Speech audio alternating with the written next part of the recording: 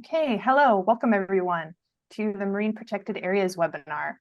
I am Kefra Beckett, the Conservation Coordinator at BC Nature, and this webinar is part of a series of informative sessions that we're doing on conservation-focused topics, and we're really thrilled to be co-hosting tonight with CPAWS, and we're joined here by Carlo. For those unfamiliar with BC Nature, we are a federation of nearly 60 naturalist clubs across the province. And at BC Nature, our motto is to know nature and keep it worth knowing. And this is a philosophy that guides our projects and conservation efforts. As some of you may be aware, for the past year and a half, BC Nature has been working on a municipal protected areas project, which supports local governments in identifying and assessing their protected areas as part of Canada's 30 by 30 efforts, which Carlo will describe in more later. This, however, has only been a terrestrial component of the work, so we're really excited to have CPAWS dive into the marine side of protected areas tonight.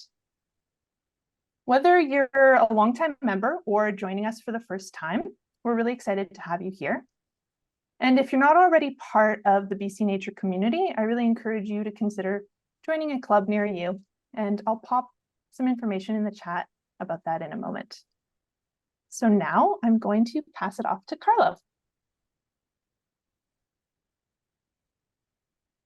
All right. Hello, everybody. My name is Carlo Acuna. I go by he, him, and I am the Senior Ocean Conservation Campaigner for the Canadian Parks and Wilderness Society BC chapter, otherwise known as CPAWS-BC. I am talking to you now from the traditional and unceded territories of the Musqueam, Tsleil-Waututh, and Squamish First Nations in what is now known as Vancouver. Indigenous people have been stewarding the lands and waters in their territories and managing their resources very well for thousands of years. And today I'll be sharing some marine life and places in the southern Strait of Georgia, in this part of the Salish Sea, including how Indigenous nations are continuing their leadership and stewardship in this area, and will be doing so for generations to come.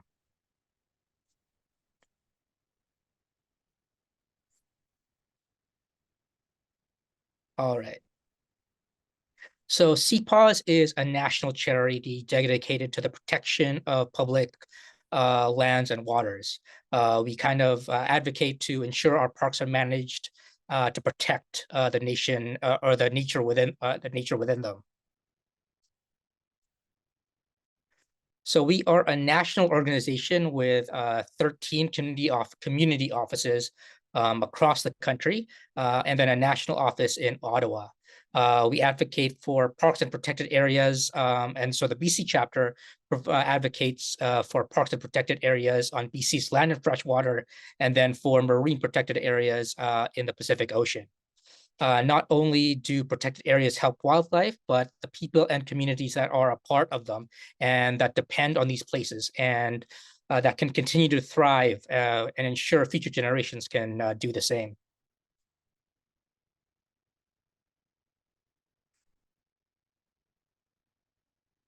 So yeah, around the Gulf Islands, just north of Victoria, lie the emerald waters of the Salish Sea, southern Strait of Georgia. Indigenous people have known this place is special for thousands of years. And Jacques Cousteau, who visited about 50 years ago, called for its protection because of the diversity and uniqueness that he saw in this area. There really is, no place like it. It's home to about 3 million people, with millions visiting each year to places like Victoria and Nanaimo and the Gulf Islands. This place has a rich history which goes far beyond the 100 or 200 years since the arrival of settlers. And that's because Indigenous nations have known this place has been special for thousands of years. And that's why there are so many nations that call this place home and have been stewarding it for thousands of years. We live, we work, we play in this area, and it provides us with economic and recreational opportunities, And yeah, this is actually a really great place to live because yeah, it actually provides really great weather for Canada with its very warm winters. We are privileged enough to enjoy a pretty high quality of life here. But I don't want to be the only one sharing information. So if you could, in the chat, if you can type in some favorite places you have experienced or wildlife you have seen in the Southern Strait of Georgia, that would be great. It would let me know what people really enjoy from this area. Yeah, but the beauty and wealth and well-being that we are all enjoying all comes from nature. So next, I'm going to be talking to you about the really cool animals and habitats that can be found in this area.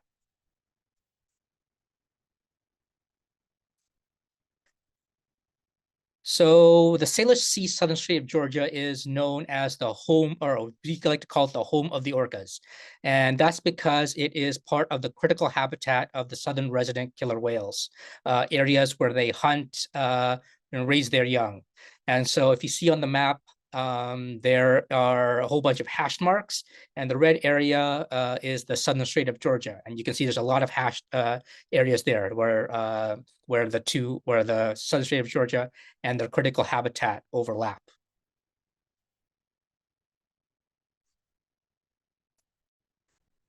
And so, yeah, let's introduce you to the southern resident killer whales. Southern resident killer whales are a special population of killer whales. So although there are killer whales found all over the world, we have a very special group here. They are a population of killer whales that specializes in eating Chinook salmon, the largest local species of salmon. And the sheltered waters and closeness to large cities have made the southern residents one of the most well-studied killer whale populations in the world. We actually know a lot about them thanks to scientists such as those from the Center for Whale Research. And I'll get the link. Thank you, Kefra. So I'll have links popping up in the chat so you can learn more about what I'm talking about.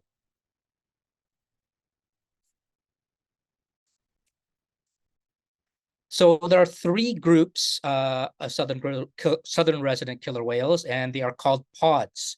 They have been named J, K, and L.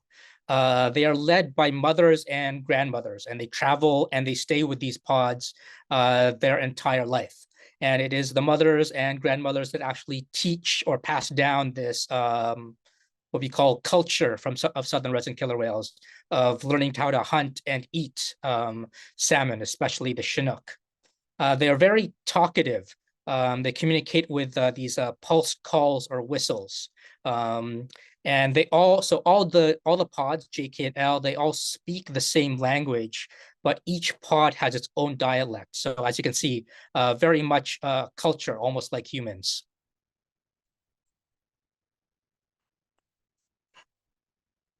But they're in trouble. Before the 20th century, it was estimated there could have been around 200 southern resident killer whales. And until about 50 years ago, they were thought of as bloodthirsty killing machines because they were competition for highly prized salmon. And so people shot them on sight.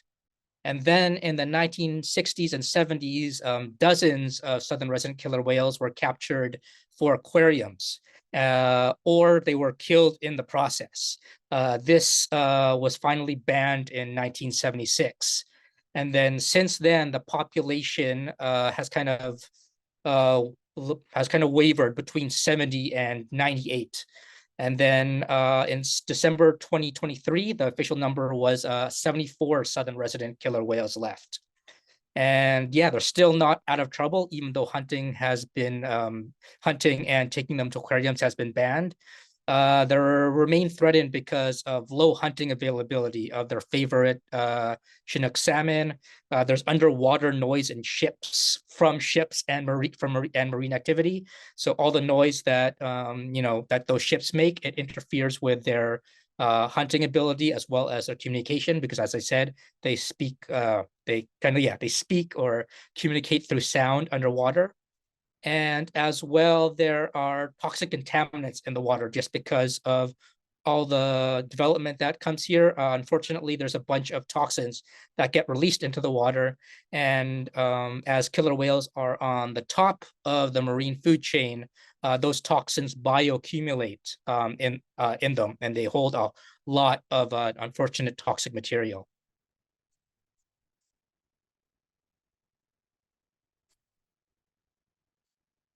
All right, we have another population or group of killer whales in the Salish Sea. They are known as bigs or transient killer whales.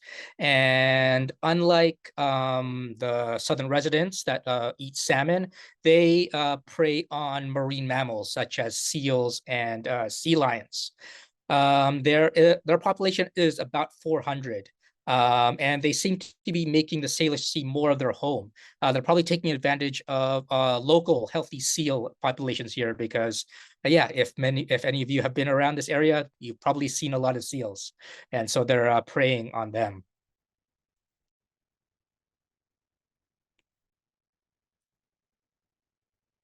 We also have a lot of fish. So one of the more popular fish here, at least for animals anyway, is Pacific herring. They are an important forage fish because there's so many herring in these waters. They feed many different species of marine life, from salmon to whales to seals and birds, as you can see in this picture. And then this has just happened just a few weeks ago. Every early spring, Pacific herrings spawn. And so the waters around the Salish Sea, they turn this kind of turquoisey blue color. And then the beaches become white with billions of eggs. And all this feeds a whole bunch of marine species across the Salish Sea. This site was previously common throughout the Strait of Georgia, but now mainly occurs in the northern half, so kind of like Gabriola and north.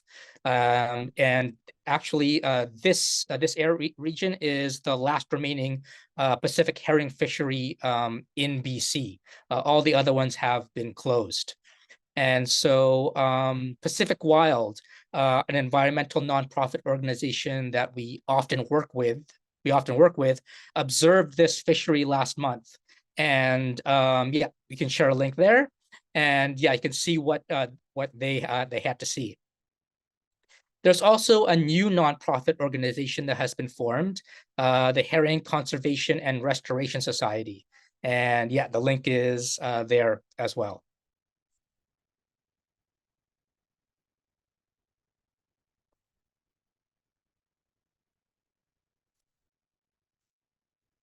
Okay, we also have rockfish.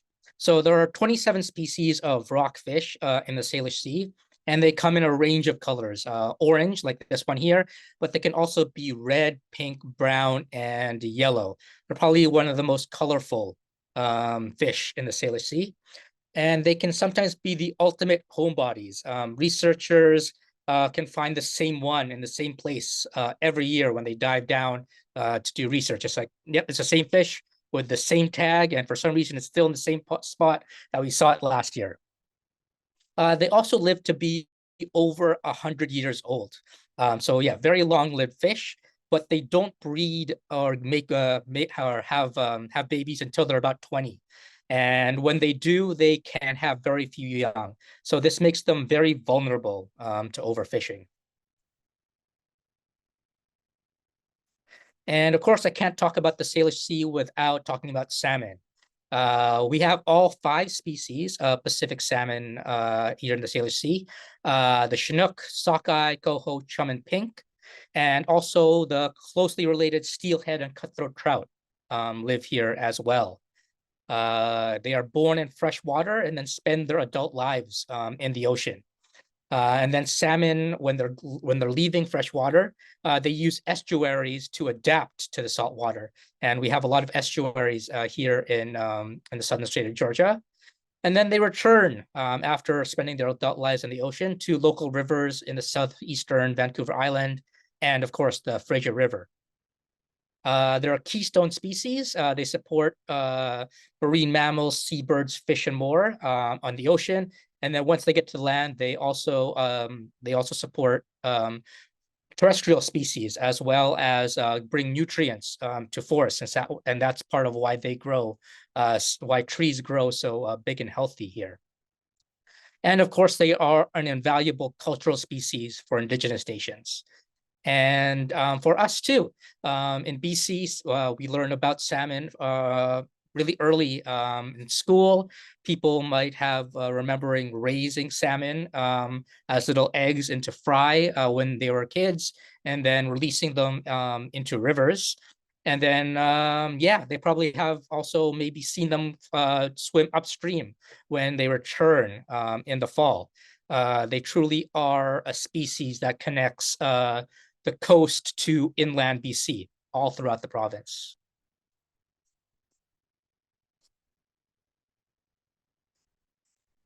And this is a site you might have often seen in the Salish Sea. Harbor seal. These are the most common marine mammal here. After being protected from hunting in 1970, their population has finally rebounded to healthy numbers. And yeah, so while agile in the water, like this one here, when they get on land, they kind of look weird. They move around by dragging or bouncing their bodies or their bodies along on their belly. And so this is known as galumphing. And if anybody has ever seen the worm dance, it kind of looks like that. And yeah, if you've ever been on a ferry, you might have often seen this bird right here. This is a pelagic cormorant, one of the cormorants that live in the Salish Sea. And this is a kind of a weird bird because it's a water bird or a seabird, and you would expect that it's waterproof, but yeah, it isn't. So a lot of people often see pelagic cormorants kind of doing this on the on land or perched just above the water, and that's because they're drying their feathers because yeah, unfortunately their feathers can get soaked, and to keep them warm and dry, they have to dry themselves off in the air and in the sun.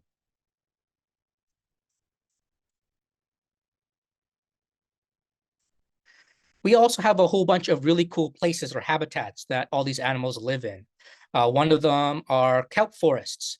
So kelp are large brown algae or seaweed that live or grow near the shore. And when they grow in high densities, they are known as forests. And like the trees of a forest, these kelp can grow dozens of meters high. They are one of the most productive ecosystems on the planet. They provide food and shelter for fish, invertebrates, and marine mammals. And we also have eelgrass meadows. So eelgrass is kind of like just grass that you see on lawns or on land, except they grow underwater, under shallow salt water.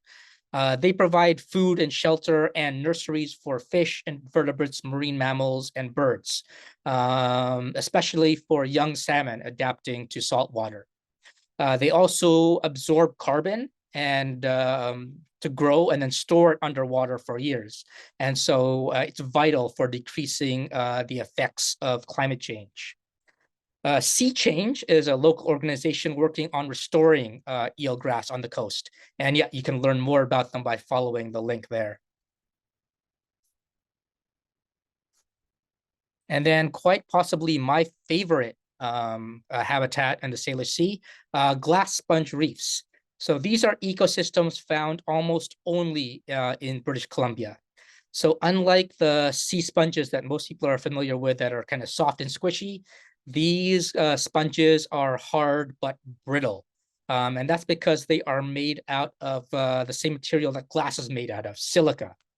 Like coral reefs in the tropics, glass sponge reefs are highly biodiverse. So they hold a bunch of different animals, such as salmon, spot prawns, rockfish, and sharks. We actually have a whole website dedicated to explaining them. And yeah, you can see it there in the chat.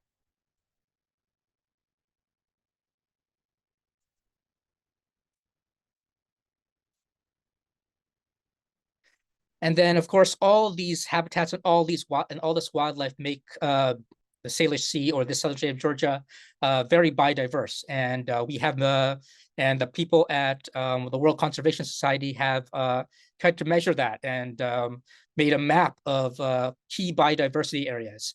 And they have proposed a whole bunch of key biodiversity areas in the southern Strait of Georgia. So as you can see on this map, this area is super special for nature. I can talk about animals and habitats and nature in the Salish Sea for hours, but I don't have time for that. But if you would like to learn more about it, I highly suggest watching a webinar series called Wonders of the Salish Sea. This has been put on for the last few years, and it's going on right now. But you can see the previous year's videos in the YouTube link that has just been placed on the chat there.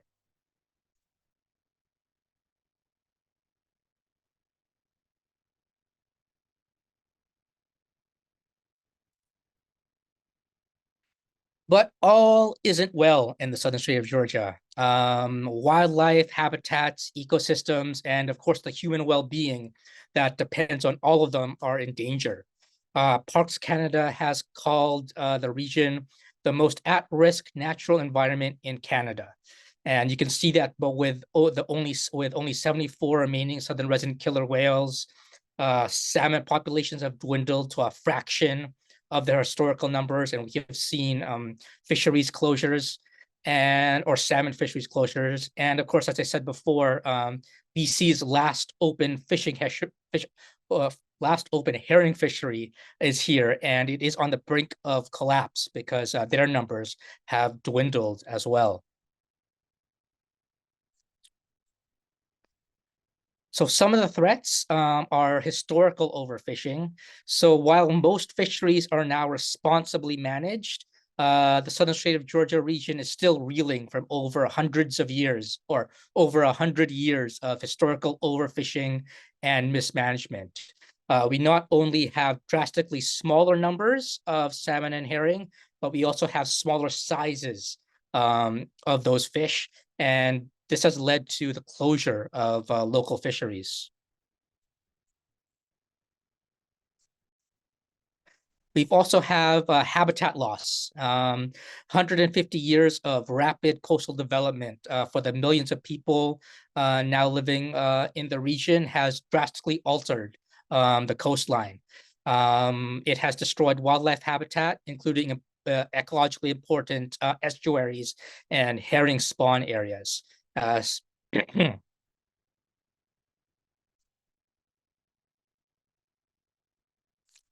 then there is shipping.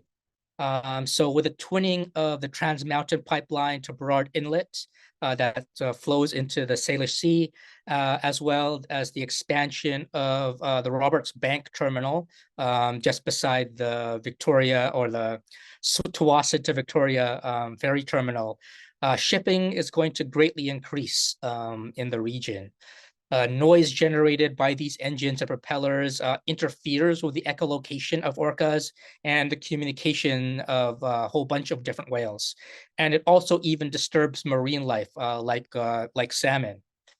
As well, there's also the greater threat of ship strikes on cetaceans because, for thousands of years, whales have not had or have been able to or lived without ships. And then all of a sudden, in the last 50 years, there's all these ships here. So they're not accustomed to having all this noise and all these giant things coming at them. The increasing use of anchorages in the southern Gulf Islands is also a threat. It disturbs wildlife with both light and noise. And it also threatens life with the dumping of toxins or the possible dumping of toxins when they're there. Another organization we work with, World Wildlife Canada, has done a lot of research on the effects of shipping, and I can send you a link, or the link will be sent on the chat, as well as the South Coast Shipwatch Alliance has gathered a lot of information about the effects of anchorages on wildlife, and you can read about that in the link as well.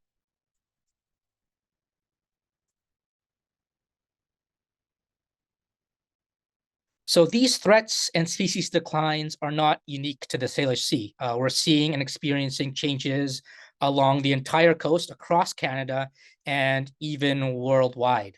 And one tool to not only reduce and remove those threats, but to help nature rebound is to create specific areas of the ocean that are closed off to specific human activities. And so we call these protected areas. This here is a map showing the current protected areas on land and in the ocean in Canada. So the green ones are protected areas on land, and the blue ones are protected areas in the ocean. Canada has a commitment to conserve at least 30% of the nation's lands and waters by 2030. So we call this, this is often called 30 by 30. And evidence shows that a minimum of 30% and up to 70% or more of land and ocean ecosystems needs to be protected to sustain a healthy planet for us.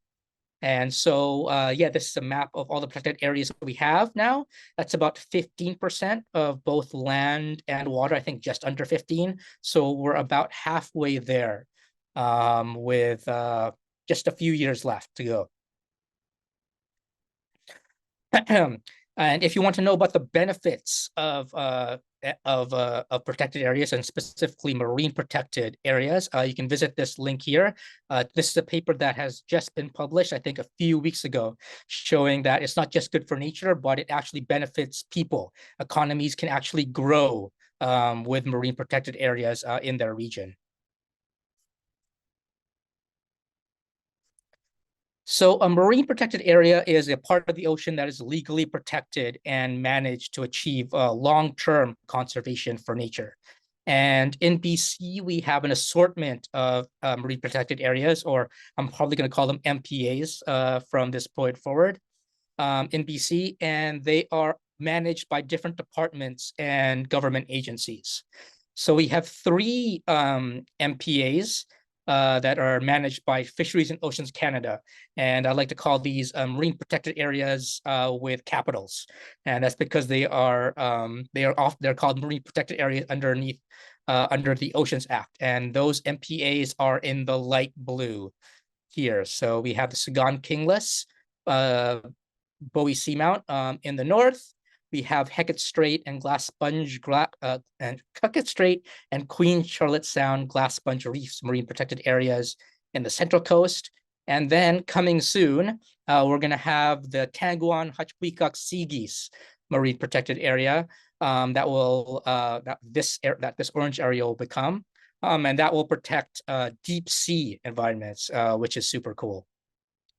We also have one MPA managed by Environment and Climate Change Canada, and that's the one in purple here, just on the northern tip of Vancouver Island, and that is the Scott Islands Marine National Wildlife Area, and that specifically protects millions of seabirds feeding and breeding in those areas. And then we have a marine protected area managed by Parks Canada. And that's the one in green here, Guayhanas National Marine Conservation Area Reserve and Haida Heritage Site. And yeah, I will be speaking to you soon more about NMCARs. So each site has its own regulations. Some protect certain species or areas, but soon new MPAs will have what we call the Marine Protected Area Protection Standards. And so all of them will prohibit these four activities. So oil and gas extraction, seabed mining, dumping of wastes from ships, and bottom trawl fishing. The dumping of waste from ships is under discussion right now. They're trying to solidify the rules for that one.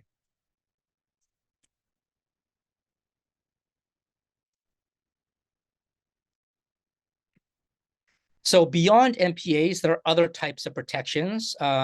These are other conservation tools are kind of specific to a certain area or specific species, and are not full MPAs because they don't and they don't protect entire ecosystems, but they still work to conserve nature. And these are known as OECMs, or other effective area-based conservation measures. And we have some of them in BC here. So one of those OECMs are glass sponge reef protected areas. And so, as I said, being made of silica, or the same material as glass, glass sponges are extremely fragile. So when heavy fishing gear drops down on them, they easily shatter. And these reefs have taken thousands of years to grow. And we do not know if breaking them like that, so we don't know that if after breaking them like that, they will recover. So to do that, so to protect them, Fisheries and Oceans Canada, or DFO, has marine refuges where no bottom contact fishing is allowed. So things like shrimp trapping. That's because a whole bunch of shrimp comes from our glass sponge reefs. If you ever had spot prawns or local spot prawns, they might have likely come from near these glass sponge reefs.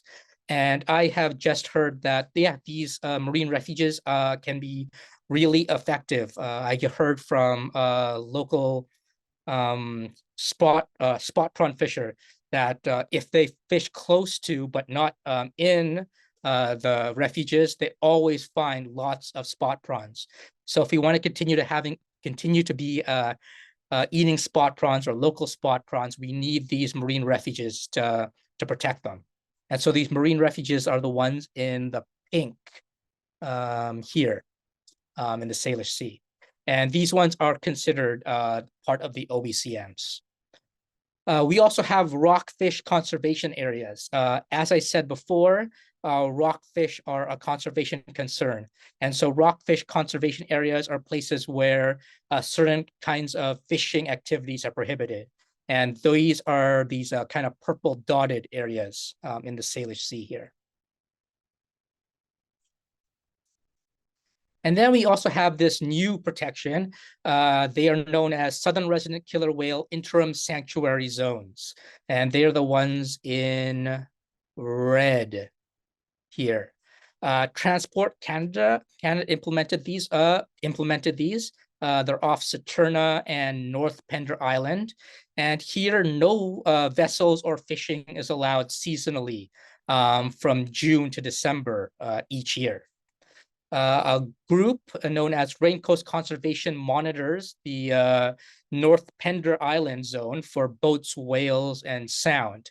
And they actually have a live stream of their monitoring, so you can see exactly what they're studying. And yes, the link is right there in the chat if you want to look at that later. However, local organizations have said that these zones are too small. Specifically, the Saturna Island Marine Research and Education Society and Indigenous Guardians. They have told us that they are both too small and they're not around for long enough. And that's because during their monitoring work, they see southern resident killer whales all year round, not just in the months from June to December when those zones are implemented. And so they should actually be implemented all year round.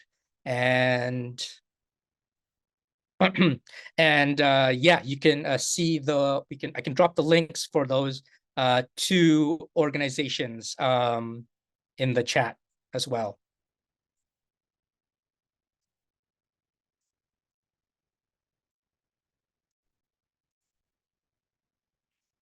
Oh, yes.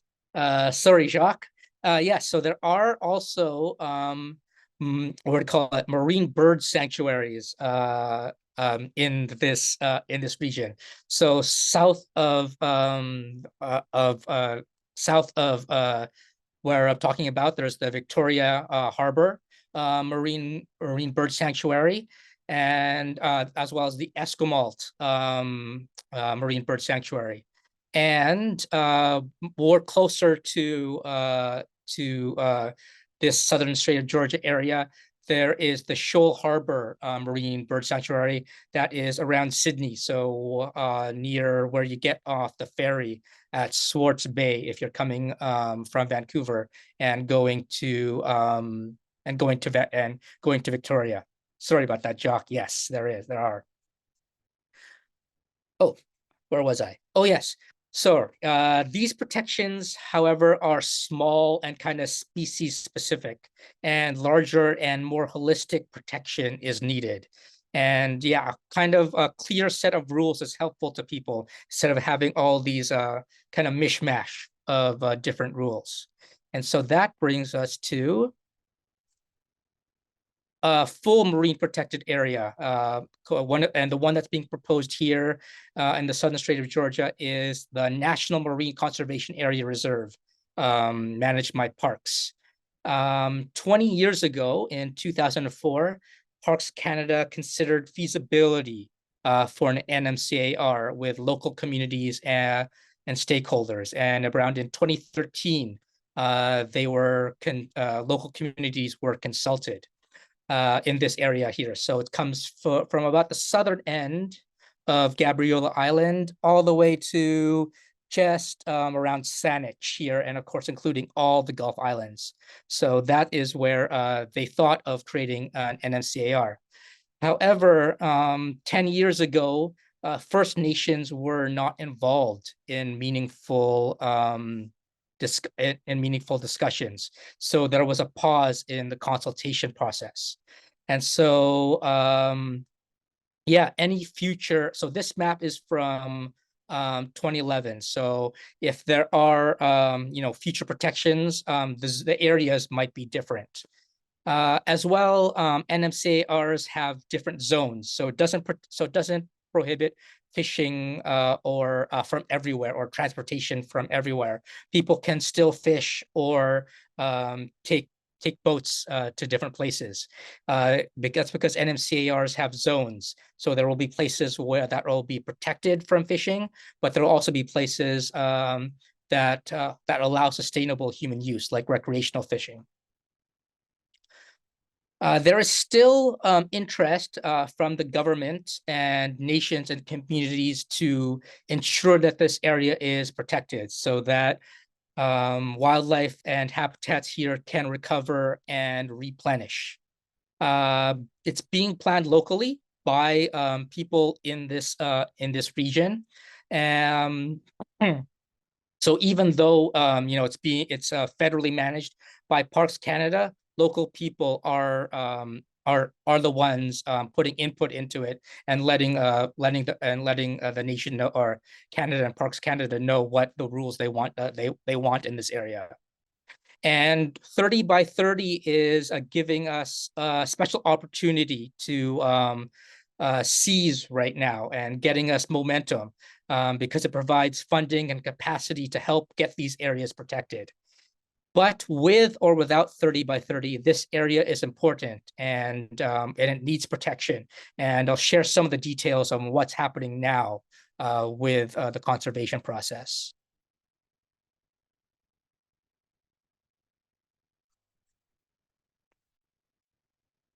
So First Nations involvement and decision-making in stewardship is key to this region.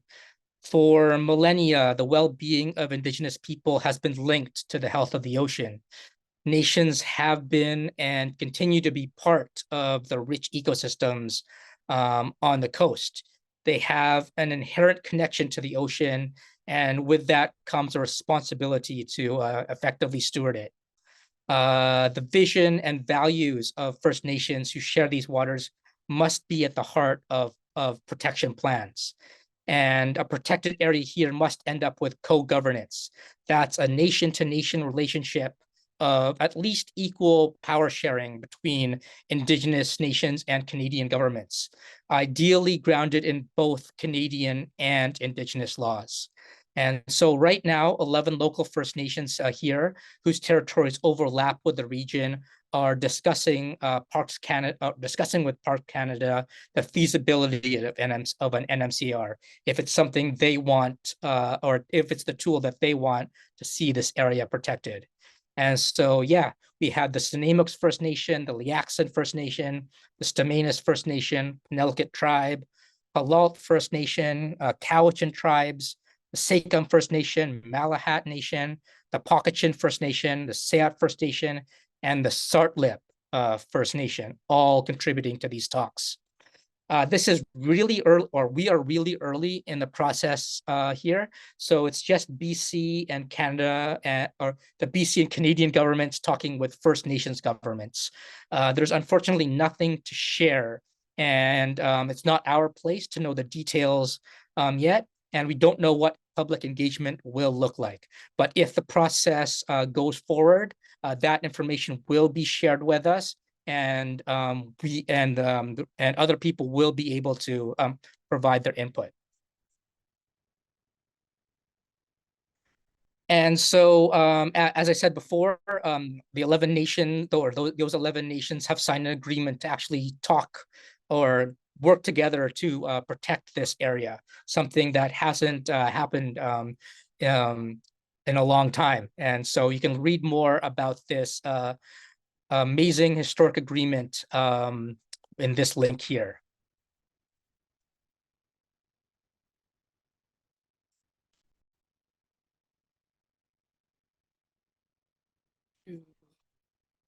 Yeah, the link will be coming shortly. There we go. All right. Oh, and the Sayat Nation has also designated or declared a marine protected area in their waters just off of Sydney. Indigenous protected and conserved areas are lands and waters where Indigenous governments have the primary role in protecting and conserving their territory through Indigenous laws, governance, and knowledge system. But while an IPCA is not a formal structure in Canadian law, nations and other levels of government can work together to determine how that particular area is managed. And that is what the Sayat First Nation is now doing with their marine protected area. And you can read about that in this article here.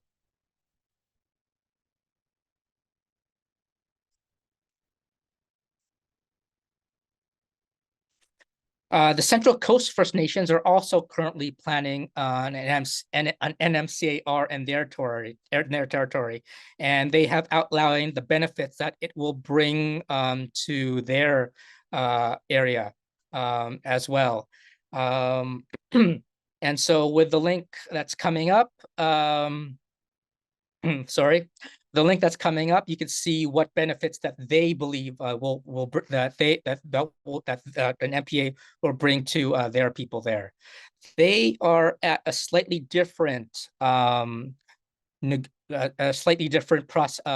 the process of an NMCR.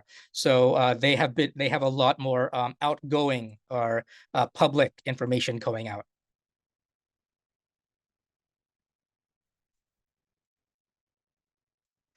So what can we do?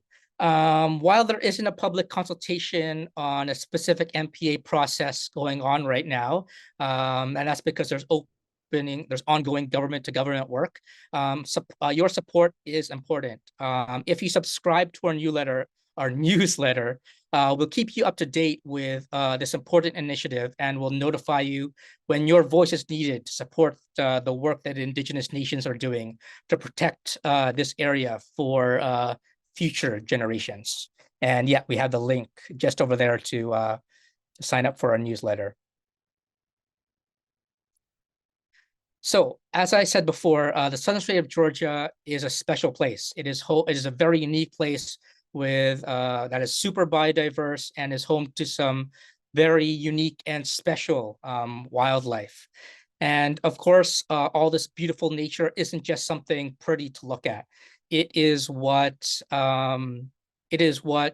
ensures actually our healthy human lifestyle. So it provides places for us to recreate, as well as jobs and healthy economies, and as well just as an amazing place to live, work, and play. And to keep that going, to keep us and communities, their well-being healthy, we need to protect it and ensure that nature keeps providing for us way into the future. So that's it for me. If you want to contact me, my email address is there, as well as our website, if you want to know more, yep, please feel free to contact me. I am planning on heading to the Southern Strait of Georgia region in the next few months. So if there's anybody from local nature clubs on the south coast of Vancouver Island or on the Gulf Islands, let me know. Email me, and I would love to hear from you what special places people or local people really love and really value in the area, and what special concerns that you have, so that I could advocate for it to government and to people across the province of BC.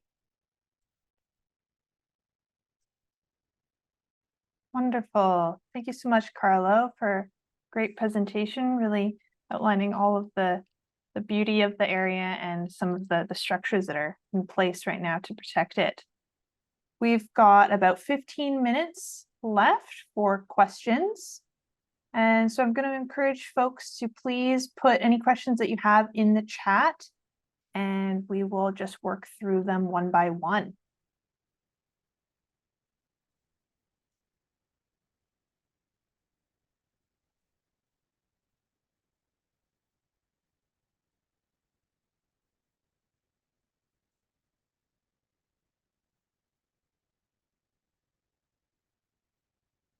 Had a comment a little bit earlier about the preference of using killer whales versus orcas. Does that come up a lot, Carlo, when you're that figuring out? does. So their official name is killer whale. But the thing is, they're actually not whales. So this April is actually Dolphin Awareness Month. So they're actually, killer whales are actually the largest dolphin species. Yeah, they're not really whales. The killer whale name probably actually just came from the fact that they were seen killing other whales. So um, was maybe supposed to mean killer of whales. And so a lot of people have started calling them orcas instead, because they're not really whales. But we call them southern resident killer whales because that's their like official name. That's what they're designated as under the Species at Risk Act. So that's why I often say that. But both orcas and killer whales are both used. So yeah, you can call them whatever you want, or whichever you want.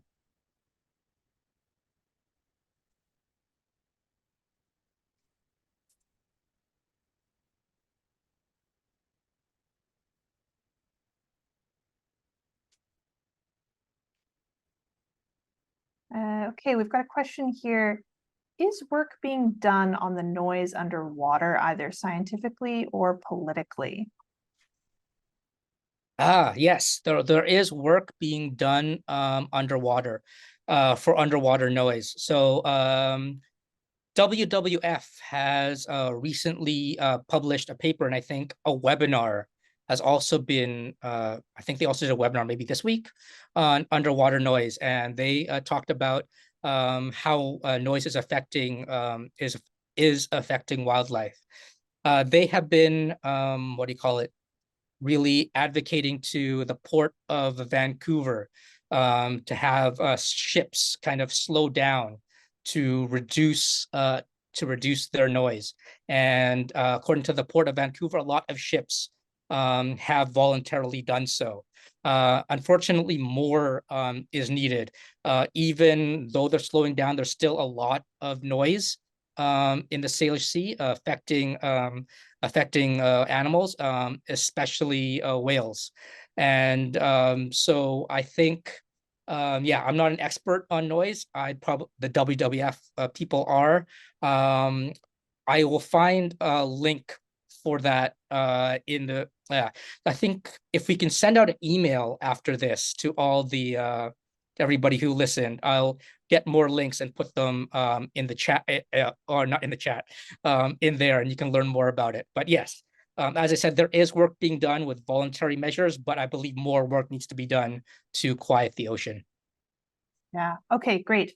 Yeah, so we were planning on sending out some information to registered participants afterwards with when we upload this recording to YouTube. So keep an eye out for that.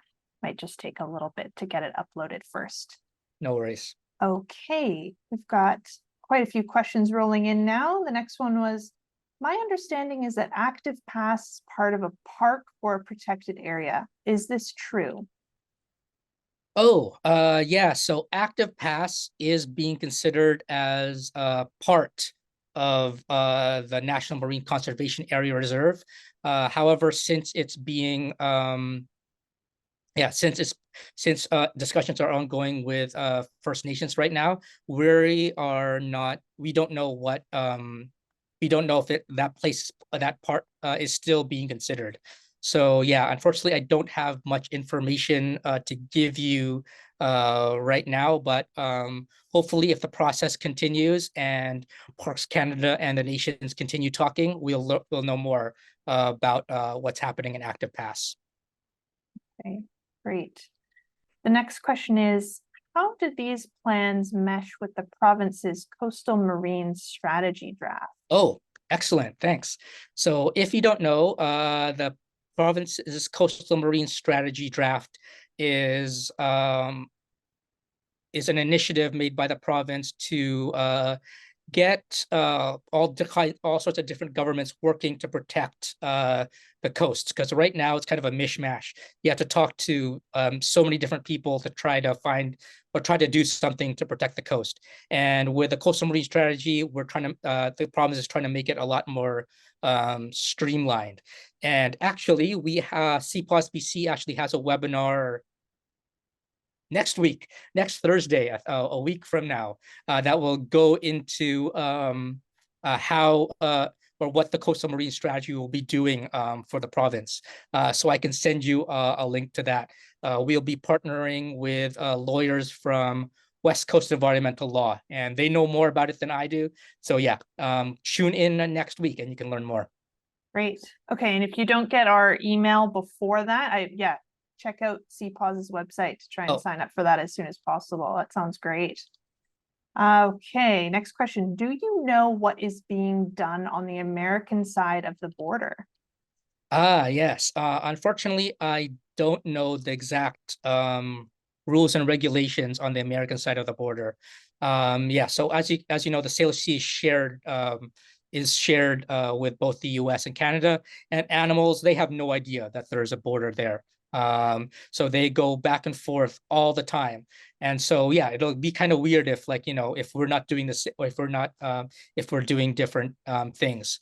I do know that there is some marine protection going on around the San Juan Islands. It's some sort of, I don't know what the full regulations are though, but there is marine conservation happening there. Unfortunately, I don't know those full rules, but I can definitely find that out for you, and something that, yeah, I can add to an email. Great. Okay. There's a bit more of a specific one here. Does the Scott Islands Marine Protected Area include the ocean waters around Triangle Island? Oh, absolutely. Yes. So Triangle Island is this really amazing, super biodiverse breeding ground for seabirds. And seabirds come there from all across BC and actually all across the Pacific Ocean to breed and feed. So yeah, that MPA was actually meant for those birds there. And so a lot of the ocean waters is part of that marine protected area. Unfortunately, that marine protected area needs stronger conservation measures to protect the fish that provide the food for those seabirds. Unfortunately, there's still a lot of long line fishing going on, as well as bottom trawling. And we are working to advocate for stronger protections for the Scott Islands Marine National Wildlife Area. Okay, great. They've got the next question here. I thought the Southern Gulf Island Marine Park Reserve had a water component. Yes. How does CPAWS work coincide with this? Yes, so it does. So Southern Gulf Island Marine Park Reserve also has a marine a water component, but it only goes like a few hundred meters off the shoreline. And so our work with NMCAR will greatly expand marine, or will hopefully expand greatly expand marine protections. So it's not just a few hundred meters; it will cover more of the southern Strait of Georgia. Okay. Oof, we're getting a lot of questions in here now. Might not be able to fit them all into the hour, but maybe Carlo, if you're comfortable staying a few more minutes, we could squeeze a few more in, and then if there's leftovers that we don't get to, it sounds like Carlo's more than happy to take them over email. Going on to the next one. Going back to the 74 population, is it possible some of the resident orcas have simply left the area due to increasing various pressures? Has anyone looked into this? So yeah, so the resident orcas, they always stay with their families. So yeah, it's very, very unlikely that they have left due to all the noise and the lack of hunting availability.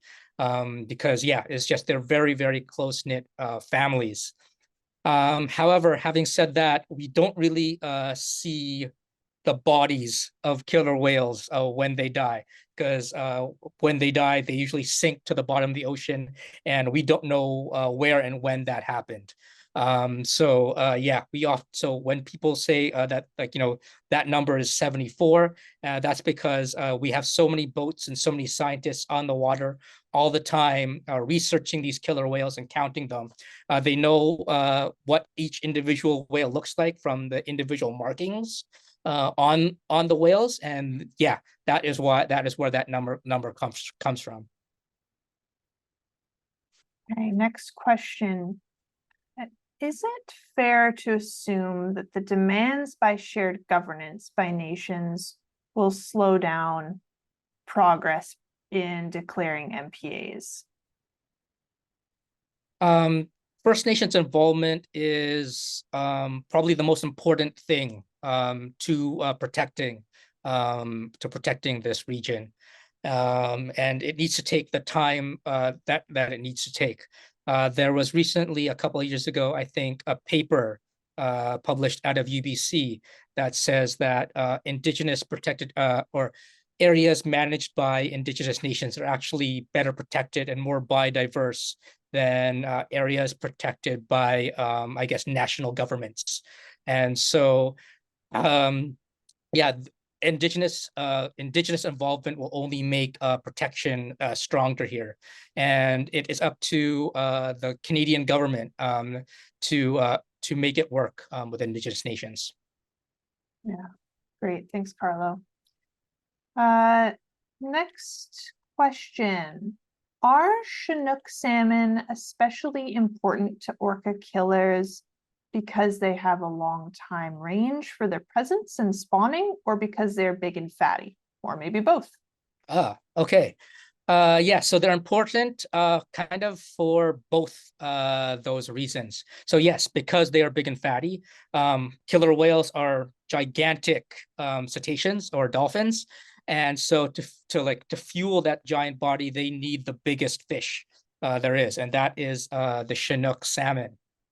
And they co-evolved so southern resident killer whales co-evolved with Chinook salmon for thousands of years. And so Chinook salmon used to be able to, used to anyway, spawn kind of like year round. There used to be a lot more spring Chinook salmon than there are now. And they used to be in the area kind of all the time. And unfortunately, we have changed that whole dynamic. And that is one of the reasons why the southern resident killer whales are decreasing. I'm not a southern resident killer whale expert, so I don't know the exact specifics of how well they fuel a killer whale or why they are. But if you look at the Center for Whale Research, those people would know. And I think the link was above, and we'll send it again in the email. Great. And I'm getting some questions in the chat about all of these links that we've included in this presentation. I'm not going to send out the actual chat just for anonymity's sake, people's names associated with each question, but we'll try and include all of the links that were in here in that future email that will go out. Okay, maybe time for one or two more here. I know you mentioned a little bit, but I was wondering what your thoughts are on the Robert Banks Terminal 2 project. Okay, that's a big one. Okay. Yeah, so the Roberts Bank Terminal 2 project has been approved, and it will greatly increase the number of ships in the region. And that's why it is important more than ever to have some sort of protection in the southern Strait of Georgia to help animals, to help wildlife recover and restore and get restored and be able to live their lives and do the things that nature does so that we can benefit from them. As CPAWS-BC only works with protected areas, we don't directly work with the Roberts Bank Terminal 2 issue. However, there is a local organization, Georgia Strait Alliance, which does a lot of work on that, as well as Rain Coast Conservation. And yeah, if you want to learn more about what's being done for that, you should head there. And yeah, we'll add the links to the email. Sounding like a longer and longer email by the minute. Okay, I think we're going to end with this last one. And sorry we couldn't get to everyone's questions. Really lovely to see everybody's interest and inquiry here. So we'll end here just with the last one that came in here. What's your knowledge or opinion on the likelihood that currently proposed and or new marine protected areas will be instigated by 2030 to be part of the 30 by 30 goal? Yes, so there are several marine protected areas in BC that are being planned. One of them is that offshore one, Tongwan Hutchquecock Sea Geese. There's another MPA network, a series of MPAs all across the north coast and central coast of British Columbia, kind of between northern Vancouver Island and the border of Alaska, and then out to Haida Gwaii, and then of course the NMCAR that I just talked about. And those are all part of the plan to protect 30 by 30. As I said, we only have 5-6 years left, and making those protections takes a long time. People have to be consulted, especially First Nations, because they know the area very well. They've been here for thousands of years. They know how to properly protect it. And yeah, it could get very, very close, but the government is working really hard to get to that 30 by 30 goal. And you know what? Even if it doesn't happen by 2030, these processes will still continue. The work won't suddenly stop and say, oh, we didn't make it, we're not going to do anything. Those processes will continue on to better protect the ocean for not just nature's benefit, but for ours as well. Okay. Thank you again so much, Carlo, for a wonderful presentation and staying a little bit longer to answer all of those questions. I know we're getting more and more in the chat, but again, like I said, feel free to reach out to Carlo, and we will be including as much of those links as possible in that upcoming email with the recording link for anybody that wasn't able to come in person. So feel free to share that with folks in your network as well if you like. Thanks again, everyone, for joining. It was really great to see all the interest in this subject, and hope to see you at our future webinars as well. Good night, everyone.